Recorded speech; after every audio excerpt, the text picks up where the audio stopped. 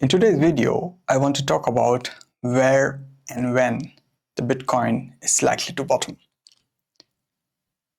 The when part of the Bitcoin bottom we have discussed in multiple videos, and that was basically based on these three lines.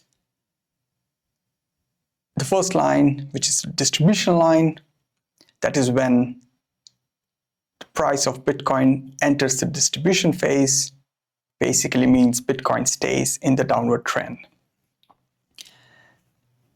The next one is the accumulation line. That is when Bitcoin enters the accumulation phase. So when the price crosses the accumulation line, Bitcoin bottoms. After it has crossed the accumulation line, we see some accumulation over here. And then we see Bitcoin starting its next bull run for the next 3 years. The other one is the start of the pre-election year. We have mentioned all the years, which were the pre-election year, halving years, post-halving years, and midterm years. We are currently in the midterm years, and historically, midterm years has been bear market for Bitcoin. Accumulation lines and the distribution lines, they give us slightly more precise timing for when the top is likely to occur and when the bottom is likely to occur. Now, if we combine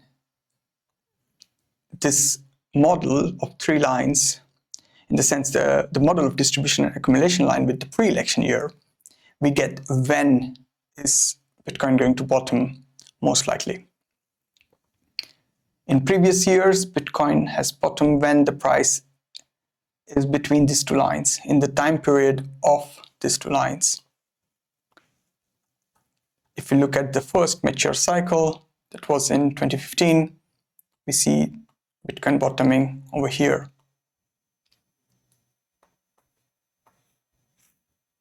Then moving ahead, we see Bitcoin bottoming between these two lines on December 10th, 2018. It's the same story here. Bitcoin bottoming November 21st, in the week of November 21st in 2022.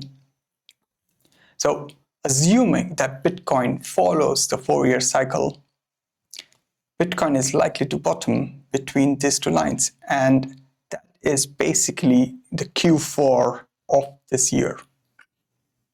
Now, this answers the when part of the analysis. Where will it bottom? At what price range? For that, we did some very simple calculation to compute bottom gain factor. The idea here is to compute how high up the bottom of current cycle is with respect to the previous one. So over here, this was the first bottom. And then the second bottom was approximately 8,000% higher than the first one. The third bottom was approximately 1,800% higher than the second one. This bottom fourth bottom was 395% higher than the third one. So if we take the ratios of the gains in the bottom, so the second one gaining over the first one, the third one gaining over the second one, so that's 8024, divide by 1828, and then 1828 divided by 395, we get the ratio between 4.6 4.9, and so we want to find by what factor the bottom will be gained since the previous one, which was in 2022, and we come down to the value of 83%, and that is approximately somewhere here, 29,000-30,000 range, which for a lot of people would be a very, very bad estimation, in the sense it's one of the worst case scenario of Bitcoin bear market. But the way to look at this is this gives us an approximation of the worst case scenario. To this analysis, what we can add is the concepts of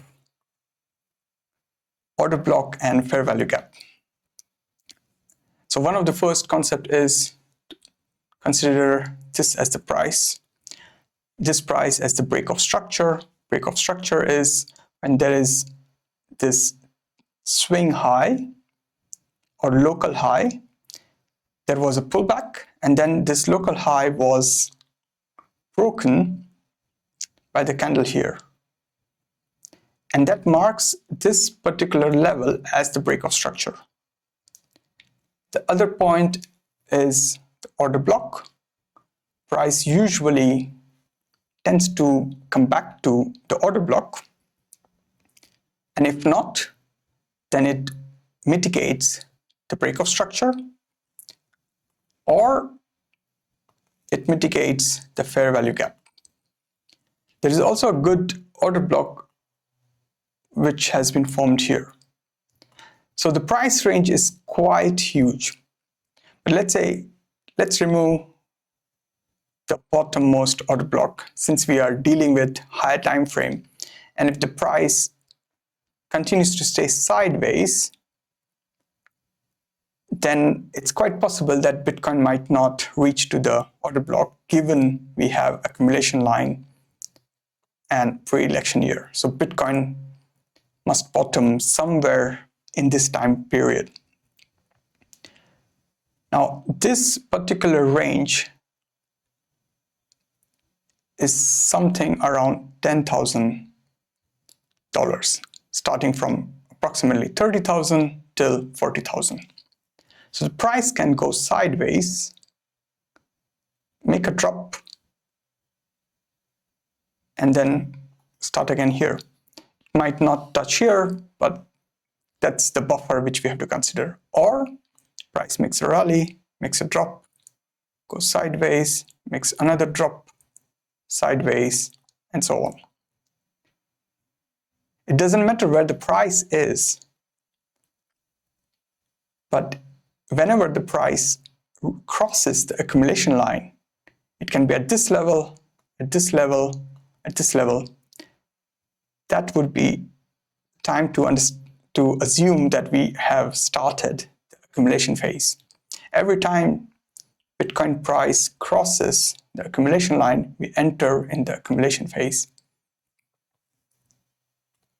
like we saw it in all the previous years. That's accumulation phase. This one is also accumulation phase. So to me, this range, which is there from 30,000 till 40,000, if the price comes to this particular block, that sounds to me a pretty good value to start accumulating. But the priority is given to price crossing the accumulation line. If the price is over here at 75,000, crosses the accumulation line, there's a drop, then probably we have bottom at around 60,000.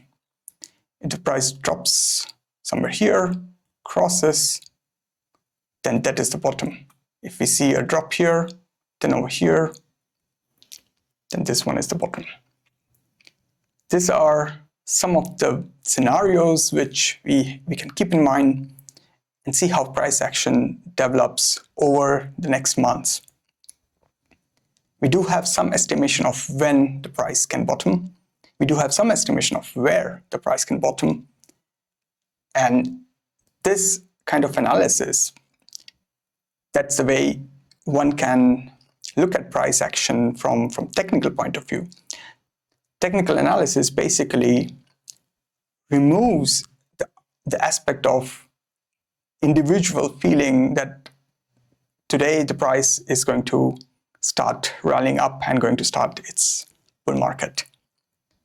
It doesn't care. Price doesn't care about what we think or feel. So I think understanding chart from a technical point of view gives a much better overview on strategizing when I can start accumulating again for the next bull market. I have changed the name of the channel given what we discussed and what I have been discussing in all these videos.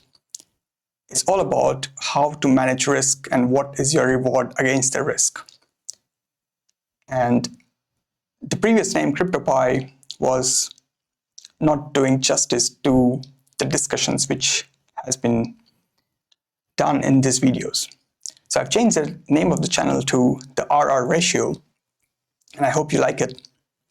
And if you like the analysis in this video, then do hit the subscribe button. I will see you in the next one. Bye-bye.